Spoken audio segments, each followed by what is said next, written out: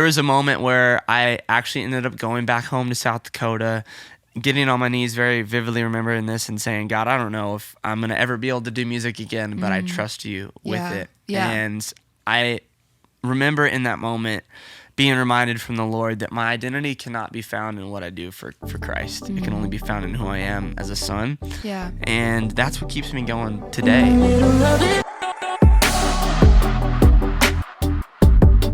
Hey guys, welcome to In the Middle of It. I'm your host, Hannah Kerr. Welcome to season 2 of the podcast. I'm so excited.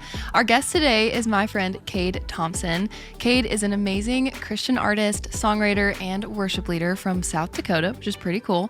I read his bio last night on the internet, and it says that he is energetic and soulful, and I totally believe that. If you watch him perform, you know exactly what we're talking about.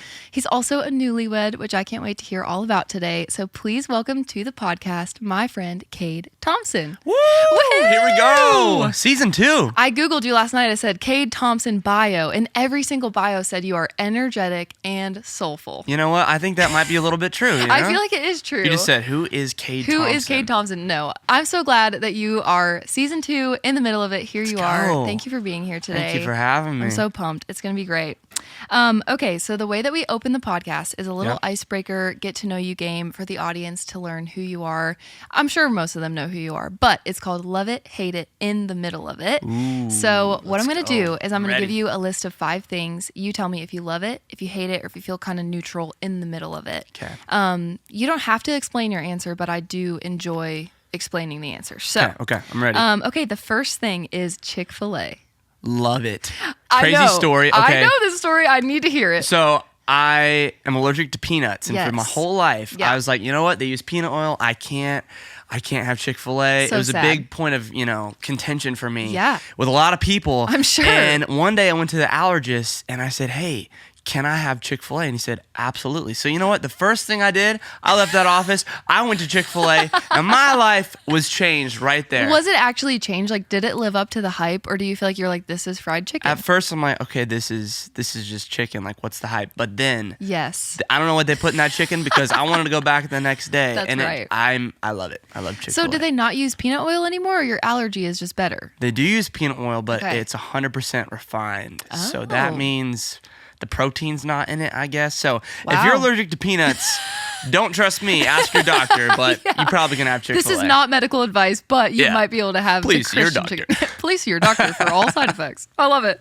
Okay, camping. Do you like camping? No, glamping.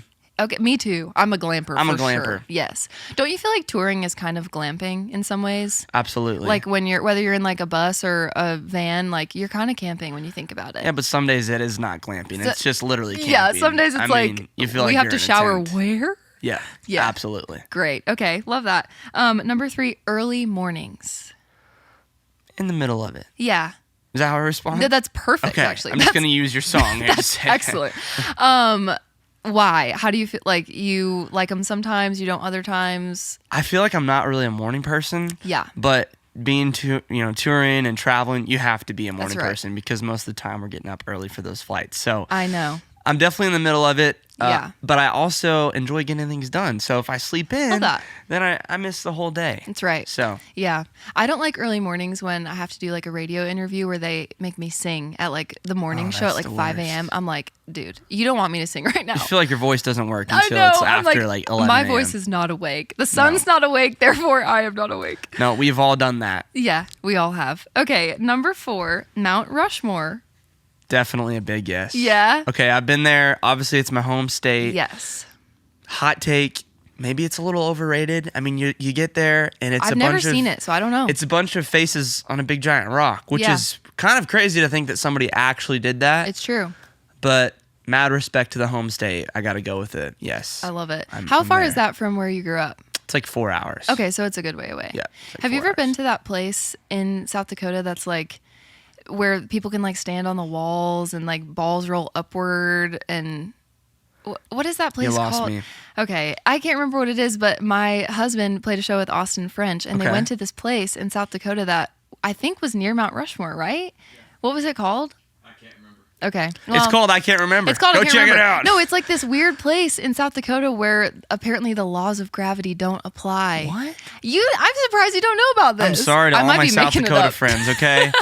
I'm very uncultured with that. I don't know if it's real. I feel like the general consensus of the band was like it might be kind of real, but mostly hokey, like tourist trap. It's Okay. called the Cosmos Mystery Area. Cosmos Mystery Area. Never been there? Never been there. Okay. I have Cade, to go there now. When you go home for whatever, you need to check out the Cosmos Mystery Area. All right. Sounds This good. podcast is sponsored by The Cosmos Cosmos. Mystery Area.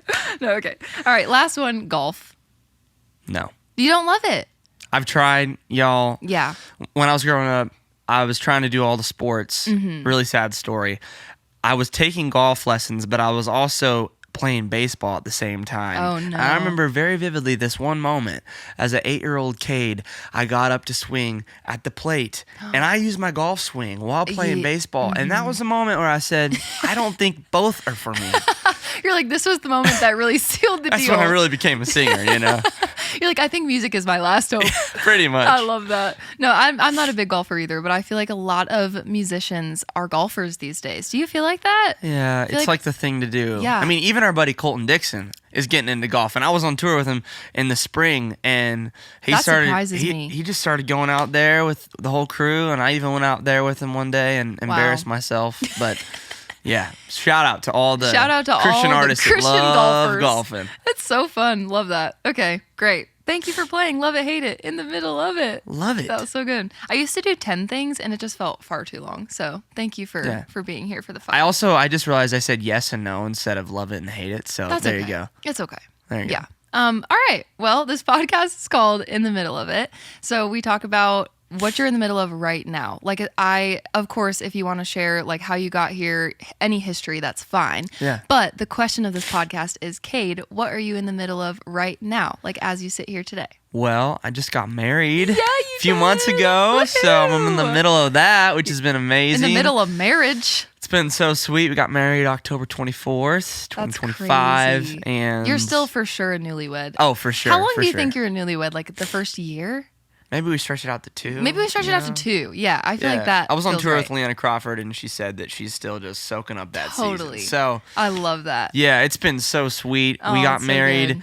went to Hawaii for a honeymoon, which is so Whoa. sweet. And then we got back, and I was getting ready to go back out on tour. Mm-hmm. And at that point in time, it wasn't sure that my wife was going to be able to join me on tour. And then a bunk spot opened up Wow. last minute. And Wow. so Amber, my wife, got to join me on the road for 3 You weeks. guys didn't want to share a bunk? No, we didn't want to share a bunk. We Listen. just save everybody. So Jason and I have shared a bunk out of necessity, I think once or twice. Worst night ever. it sounds like you just get so cozy and sweaty. No, and it's all the whole terrible. stuff. For all the listeners out there, a tour bus bunk is like half the size of a twin size bed. Yeah. So like one person in there feels really cramped. 2 people in there, no, it's not a good. no-go. It's not good. But I'm so glad she came with you on the Yeah. road. And had her own bunk. I'm so Yes. glad to hear that. Yes, we're That's happy to hear that That too. is so fun. It was so sweet though. We got to just be on the road together, Yeah. and I got to see firsthand the power of marriage of doing ministry together. Yeah. and the 2 is better than 1. Yep. And so special to start out our marriage in that way. And love then it. December and January, I took off touring, and just being home has been awesome. Oh, that's so good. Yeah. I feel like you guys together are such a power couple. Like I Thank just you. met Amber for the first time today, but just like looking at your social media and watching you guys be the Thompsons together, like that's really That's crazy cool. to hear. I know. Isn't that It's sweet? so sweet. And I just feel like Amber is a strong woman. Like she just feels like Yeah. a minister as well. And Yeah. so how cool for her to kind of be part of your ministry. You guys have this ministry together that's just starting. Yeah. It's just so special. It's been awesome. My favorite thing about what I get to do is doing it with Jason. Like us together, being on the road, ministering together. It's just strengthened our marriage so much. Like Yeah. watching each other operate in gifts and just like minister to people, it's ministers to each other, and so it's just really cool. I'm excited for you guys. It's That's so sweet. And we're also involved with our young adults group at our church. So Oh, cool. every Tuesday night we get to serve and do ministry together. And Very cool. when I first started touring, I had it on my heart that I felt like the Lord told me that if you can't serve people in your own backyard, that you shouldn't go out and do it anywhere Wow. else, because truth be told, it's a lot harder being in the trenches in the church world. so true. Week in, week out, living Yeah. life with people than it is going to somewhere else and getting your favorite food in the green room that I has know. its own sacrifices, right? Yeah. But being able to see how God has used that to strengthen my heart for ministry has been really sweet. That's really cool. Yeah. I do feel like when you're an artist and you're on the road, you're gone so much, it's easy to kind of forget about your local church. It's easy to just be like, I don't have time to go to church, Yeah. or I minister so much on the road that I don't have anything left to pour into my community. But I love that you have prioritized that. Thank I you. think it's hard to do. It's really hard to do. It is. But the fact that you have, I think, is just a gift to your community, but also to you, like you guys Yeah. being plugged in and people who really know you. I think that's been important for me. Like we've been at the same church since I was like in high school, and I feel like those people really know me for who I am. And it's not like, oh, I have to be an artist or I have to be cool to come to church. It's like these people know me. And I think that's been a gift, like through the whole artist journey, just being like, I can always come back to my church and know that I'm known there. Yeah. You know? Yeah, I love that. Also, I saw at y'all's wedding that you did like a prayer wall and Yes. you gave like a card to every guest and then prayed over them. Yeah. That is the best idea. It was so Yeah, will you sweet. tell us about that? I just feel like anyone that's like going to get married needs to have this as inspo for their wedding. Yeah, totally. Well, you know how it is planning a wedding. There's a lot of details. Yeah. And thankfully, I was on the road, so I probably saved my wife a lot of the craziness of the conversations because I was trying to be the best help, but from a distance. You know what I mean? Yeah. And we had this idea. There was, obviously you have 200 something guests at your wedding Mm-hmm. and you want to make it special. And so many times a wedding is all about us, which is great. It's Yeah. celebrating marriage, but Yeah. we're like, how can we pour into the people that are at our wedding? This is the one time in your life that you get all these people from all different walks of life So cool. in the same room. And we had it on our hearts just to ask people, like, what do you need prayer for? And so at every single chair, there was a tag that was empty with their name on it. And we asked them to just put in their prayer requests. And cool. we were so blown away by the response of people that were so vulnerable with their Wow. prayer requests. And we just take a few cards a day and start praying for people. So And we've cool. seen like real miracles take place. It's been awesome. No way. Yeah. That's awesome. I feel like you're right that weddings, I feel like, especially, I don't know if it's just our culture, but it does feel like it's all about you. It's all about what I want and my color palette and all the things. Like, and it's okay that day is about you, like you were Yeah. saying, but I love that you guys made it about the people that were coming too and honored them. Yeah. I just think that's really cool. At Leanna Crawford's wedding, I was so blown away because every single person, they hand wrote a thank you note for coming and like Wow. put it at your plate in the reception. And Wow. I will never forget that because to take the time out of the busy like wedding planning to hand write notes to everyone, like that's just so rare. I just think that's Before the wedding was even taking place. yes. That's maybe she just impressive. wanted to get her thank you notes out of the way. I I'm don't gonna know. tell you what, that stuff takes a long time. Does. Oh my goodness. I feel like I'm still writing wedding thank you notes 5 Yeah. years later. I mean, not really, but like it took so long. But it's good. The art of the thank you note. I It feel is like good. it's a lost art, but we got to bring it back. Bring it back, y'all. If you're watching this, write a thank you note Write or a just a thank you note in note. general, I know. People don't do that often know. anymore. Yeah. And it's a sweet way to be creative. It really Even in is. marriage too. It's like just writing a note Do you to guys be write each other intentional. notes? We do. We still I do. love that. We still do. That's really sweet. Yeah. You guys keep that alive. That's really Thank cool. you. Okay, also you wrote a song for Amber for your wedding, I Never did. Let You Go. Can Yeah. you tell us about the story behind that song? Yeah, so I wrote a song, Rewind, called Dear Future Wife Yes. in the middle of Iconic 2020. song. Thank you. It fits with the color palette today. It does. So Yeah, that's right. I wrote that song and I wrote it in the middle of 2020 all Mm-hmm. by myself in my bedroom. I was like, you know what? I'm feeling lonely. You know what I'm saying? And I knew that I had this desire to be married Yeah. and I wanted to be the best man that I could be. And so that song was really special to me. And I knew that once I was going to be married, I wanted to have a follow-up song. And so this was the Oh, song I love for it called You Never Let always You knew Go. there were two parts to this song. I love it. I had it in the brain. You had it in the brain. And Amber and I and our relationship has been so special, and we've gone through the ups and downs, and we actually broke up for 7 weeks. Yeah. And one of the last few things that I told her as we were going through this time of breakup is I said, I love you enough to let you go. And when we got back together, I looked at her and I said, I love you. I'm madly in love with you, and I will never let you go. Aww. And when I said that, she said, that's crazy because that's so similar to what you said when we were breaking up, and God just totally felt like was just flowing out of me in that moment. And after I said that, I said, wait, there's some songwriter brain going on here. And I wrote this song for her, that. And You it's surprised her with it on the wedding day. I totally surprised it for her. Yeah. How did you make it through singing it? I don't know how I did. I mean, honestly, the whole day of your wedding is crazy, and so there was so much stuff going on, and I felt like I got up there and I was just floating when I was singing. It was so special. Cool. But it was a complete surprise. I've been working on it for months, obviously, and I got my whole label on board to put it out, keep it a complete surprise. Put it out on the day of her wedding. She had no idea, which was amazing, until after I got done singing it at her wedding, and she said, this is amazing. The song's amazing. Like, where can I hear it? And I said, it's on Spotify now. And she's like, what?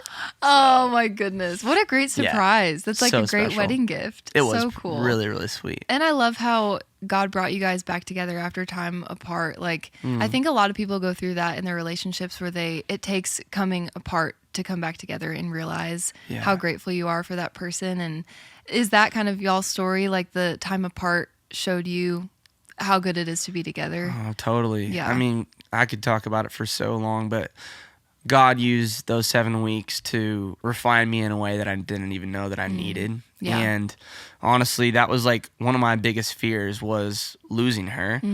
And God used what at some points in time could have been an idol in my life, and he used that to refine me in a way that our foundation was truly like clean from that moment on. As I was forced, 2 days after we broke up, I went back out on tour, and I'm on stage singing these songs about trusting God in the waiting, and these lyrics that I have written in my songs. I felt like I needed it more than ever before. And I was reminded in those 7 weeks that my hope cannot be in another person. My hope can only be found in Jesus. And to encourage anyone who's watching right now, like, maybe you're in that waiting season. You're waiting on a miracle. You're waiting on finding your spouse. Like, God does not use that season as a wasted season. That's right. And I saw that in my life, and God brought us back together in the way that only he could do in his timing, and he used that in such a special way in our lives. I think that's so cool. That's happened to me too, where a song that you've written comes back in a different season of your life and hits you in a new way, and you're like, wow, I need to hear this today. Isn't that wild? Yeah, and that's just a testament to the Lord's work. It's really not about like our songwriting being so prolific or anything. It's just like God does work on us, even using the things that he's given us, which is really cool. So sweet. That's awesome. There's nothing like going on stage and singing through heartbreak too. Like, I think about that verse that's like, I will not offer God anything that costs me nothing. And I feel like in those times where you're going through a difficult season, a difficult moment in your life, and you're still pouring out and ministering, like, I have experienced the presence of God in such a special way, singing through heartbreak, you know? So thank you. You sing differently. Yeah, you do. Yeah, because you really need what you're saying. It's not just like Totally. the same song and dance. It's not like, muscle memory. It's like, wow, I really need this today, and I really believe this today, and we're just gonna like worship together. Yeah. I don't know. Isn't that crazy too when you read the Psalms, like David's truly his heart cry out to the Lord, Yeah. And sacrifice unto the Lord is a broken, contrite heart. Like, he wants us to bring our brokenness to him. And I look back on those 7 weeks with a lot of depth in my relationship with the Lord that was so pivotal. So, yeah. And that was on the Leanna Crawford tour, right? It was. And then for God to bring that full circle. Isn't that crazy? With her coming, like Amber coming out with you on that tour. That's just really cool. Yeah. Yeah. That's how God works. Only God. Only God. In the middle of it. In the middle of it. He redeems even the small things, you know? Right. That's just really cool. I love it. What do you guys feel like is a good piece of marriage advice that you've gotten in your newlywed season? Ooh. It's a hard question. Everyone always asks you this, and I never have an answer, but I'm asking you now.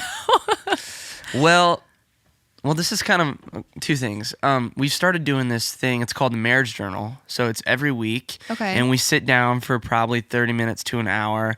There's like 6 questions in this journal that we get to ask that are really sweet because it allows a space every single week to talk through things that maybe are harder to bring up, or what have been the joys, what have been the struggles. Is there any unconfessed sin in your life that you need to repent of? And looking at the week and strategizing together. So that's been awesome. That's a tool that we really love. Journal. The That's marriage cool. journal. Yep. But on a practical thing, I think that somebody asked me, how do you know like when you're ready to get married on a different podcast? And I said, I think you know you're ready to get married when you're ready to lay down your life to serve somebody else. Wow. Yeah. And that's really hard. Yeah. But I think that something I ask God to help me every day is like, how can I serve my wife? Like, and literally ask Amber, like, how can I serve you today? Yeah. What does it look like to practically serve you? So that would be my like little quick note of encouragement, I think. That's awesome. I feel like that's so true. I feel like our culture is like, what can my spouse do to make me happy? Or like, how can I, if this doesn't serve me anymore, then like I'm done with it. And that's just not what God calls us to be in a marriage. It's like, instead of focusing on how am I going to be happy? How can I be served? It's like, how can I serve you? How can I lay my life down for you? And in return, your spouse is saying the same thing. So you never have to think like, I don't feel happy, or I don't know. I just feel like a biblical view of marriage is so life-giving. And I don't know. I was telling Amber earlier, I was like, I feel like when Jason and I were about to get married and then newlyweds, I feel like people talked so negatively about marriage. Like people would come up and be like, just wait. Once you get past those first couple years, you're not going to like each other anymore. Yep. And I'm just like, I don't like that at all. I don't like that people say that, because I just don't think it's true. I think, as with anything in life, marriage has ups and downs. There are hard times, there are great times. But the truth is like, you love each other all the time. And if you've chosen the right spouse, then you will like each other every day. That's right. There might be moments of disagreement or problems, but like that's just because you're imperfect and you're in relationship with each other. And we got to change that narrative. I know. You know? Like I think the enemy really does try and skew things and takes a moment to define a whole relationship, right? Yes. And that's not discrediting what people have walked through at all. I know that people have walked through so many different things, but I do think that like love is a verb, and getting to choose to show by the way that you love is so pivotal and can change really your heart and your mindset on things. Yep. Oh, I love it. Okay. This is good stuff. It's good stuff. I mean, this is really great. And you know what I love is like, you guys are freshly married, but you both carry so much wisdom, and you have such a mature faith, like both of you guys, and it doesn't feel like you're just like you're not immature in your marriage. Like it feels like you guys already have such a great beginning to everything, and that's really sweet. Thank you. I love that about this podcast, because I feel like we intentionally bring people on that are in the middle of something, and it's like a snapshot into your life, like where you are right now, instead of like, tell me your entire life story. It's like, right now you are newly married. That's right. You have like the sweet wife who's just like, you're starting your ministry together. It's just, it's really cool to get you in this moment of your life. Thank you. What are you in the middle of right now in your career with music? Like, tell me what's going on right now. I'm in the middle of a lot. Yeah.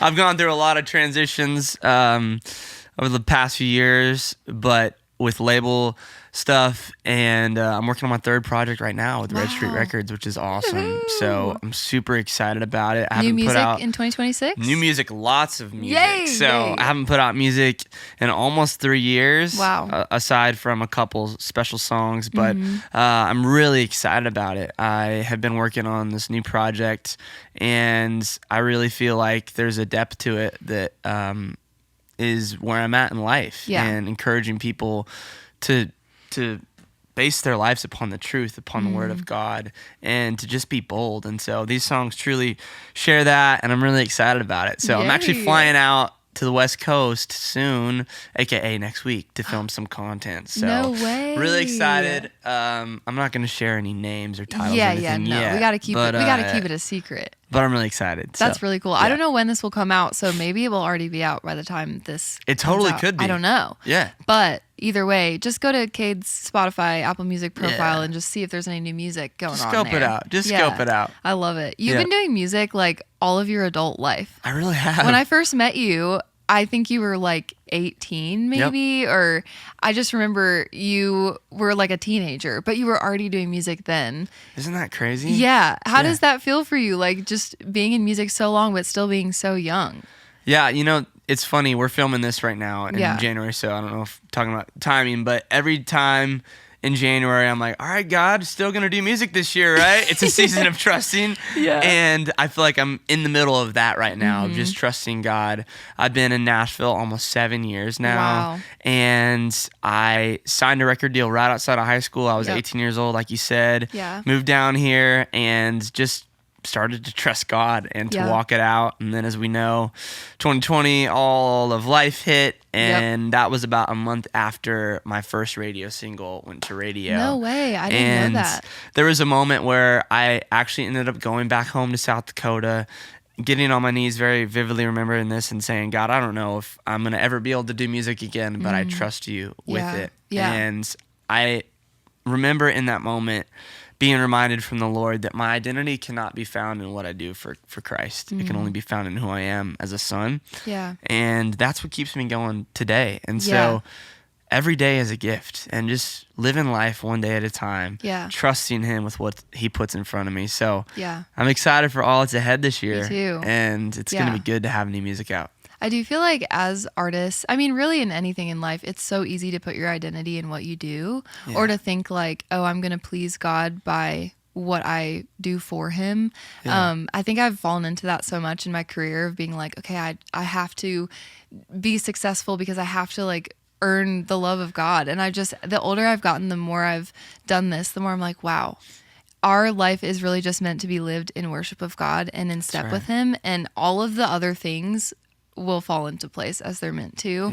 But I feel like I've learned so much about myself since being an artist, and I feel like you probably feel the same way. Just like growing up kind of not in the spotlight, but kind of, you know, growing up fresh out of high school, like moving to a new city, trying to find your voice, yourself. That's really formative in your adult years. Totally. Which is crazy. Yeah. And it's this idea too that, those things that God puts inside of you, but you don't see them lived out years down the road, you know? And I think the enemy always wants us to look at what we don't have. You get to a certain point and you're like, oh, that's great, but I want something else. I want something else. Yeah. And that's the scary spot of when our hope is starting to be dependent on things instead of just the Lord, right? Yeah. So what have the 3 years looked like for you with not releasing music? Like, have you still been working on music in those 3 years, or have you just kind of been waiting on God to tell you what's next, or what have the 3 years looked like? Well, I've been a road warrior, so I've been on the road a ton. A lot. I played 120 shows last year. Oh my goodness, that's a lot. Yes, and I lead every Tuesday night for young adults ministry. So definitely has been full of being on the road, which has been so sweet. And I've been working on new songs, writing as well too. So I've got a lot of new songs dropping this year. But a lot of my time has been spent mainly on the road, and seeing people sing these songs with me has been so special. Cool. It's so sweet to be able to do that. And you've been doing a lot of stuff acoustic, like kind of by yourself, right? Yep. How is that for you? Like, do you like doing the acoustic shows, or do you like having a band more? I have really enjoyed doing acoustic shows. Yeah, you're so good even by yourself. You. Like, thank you. I've seen you at writers' rounds and stuff, and just been like, Cade can really carry himself up there just with his guitar. Like, you still bring energy even with just an acoustic guitar, which is hard to do. I'm like, I get up there and I'm like, is everyone so bored right now? It's so hard, but you do so well at that. That's really how I got started. So it reminds me of how I got started. But this year I'm really excited. I'm doing a lot more with full bands. My new music is super energetic. Yeah. Energetic and soulful. Energetic and soulful, could you say? I love that. No, but really it is very energetic and anthems that I think people need for their lives. That's super cool. I'm excited to hear it. So excited I feel like too. It's going to be full of a lot of just like rich life. You've lived a lot of life since your last album. That's true. So, which I loved your last album. Empty Room is great. Thank you. Okay, let's see. Let's see what we have here. I think that's all of my questions about what you're in the middle of, unless you have anything else that you're in the middle of that you want to share. Is there anything else going on in your world? Well, I think you heard it all. I'm I in the love middle it. of getting ready for new music, and that's what I'm really, really excited about. Which is like a full-time job in and of itself to like make content, prepare a new album. What's the theme of the album? What's the visuals for the album? It's a lot of I don't work. think people really understand, I don't- especially nowadays. I know. The industry and our world has changed so much, I right? know. Especially from even when we first got started in 2019, 2020, and it's a joy to kind of learn this new world. And so, yeah, to all the people that have been waiting. Music's coming on the way. Yeah. How do you feel about being an artist with social media? I feel like that has changed so much since I started. Like, I think when I started, I just had like a Facebook page and a YouTube account. I don't even think I had like a music Instagram or a TikTok or anything really. Yeah, before TikTok. Isn't that crazy? Before TikTok. It's like a different era, you know? That's wild. How has social media kind of changed your career? Well, I actually don't share this very often, but I don't have any social media on my phone. Really? I feel like social media for me is a distraction. And that being said, you're like, you still post on Instagram and social media. I do. You have people. Yes. So whenever I get on social media, I get on my computer, and I've just found that my life is a lot better of not scrolling. That's inspirational. And not being on my phone in that way. And so I'm able to be really present with the people around me, which is great. But yeah, I still obviously am making content, and I want people to be inspired to open up the Word of God. Like that's been the biggest thing in my life. I've a few years ago encouraged people in my life to start memorizing scripture with me. Wow. And have really just been diving into the Word of God, which has been sweet. And That's so, really cool. Yes, when we first got started, you feel the pressure of trying to create content, but we're not just people that were created to do. We're supposed to be, you know, and to be present where we're at. And so that's what I've really tried and strive for the past year. I love it. I see you brought your Bible. Did you have anything you wanted to share? You just have it just in case you need it. I just have it in case. It's just part of your outfit. I guess, I have it in case I feel like the Lord put something on my heart. But this is actually funny we're talking about this. This Bible was given to me on my wedding day. Was it really? From Amber, yeah. It has my name right here. Oh, that's so cool. It's really special, really sweet. But I feel like as we've been talking today, I want to encourage people to open up the Psalms because I watched that movie, David, the animated version, and it was awesome, by the way. I love it. So quick plug, but I was reminded just of the story of David and how he was anointed to be king, but he wasn't appointed till years later. Right. And people that might be in that waiting season, like trust God in the middle of those moments and open up the Word because it's living and it's active and it touches our hearts. And so that would be my encouragement to people today, That's so as we cool. close, like, open up the Word. I love that. Okay, thank you for being here today. You're awesome. I'm so excited you. for you and Amber and the new music and everything Thank to you. come this year. Thank you. To end the podcast, we always do a little, it's called the middle moment. Sometimes we do it in the middle of the podcast, but today we're doing it at the end. See, it was so good. Our That's conversation right. was so good that we forgot about the game. Okay, what you're going to do is you are going to spin this wheel and it's going to land on something. Okay. And then we're going to talk about that something as a fun way to end the podcast. So take the wheel, give it a good spin. I take it. You take it. And I spin it. It's a big responsibility, I know. I'm nervous. All right, here we go. Conspiracy theory. Oh no. Okay, you know what's so funny is season 1, we had different questions on the wheel, okay? One of the questions on the wheel was, what are your thoughts on Bigfoot? And it landed on... I did watch that one with Leanna.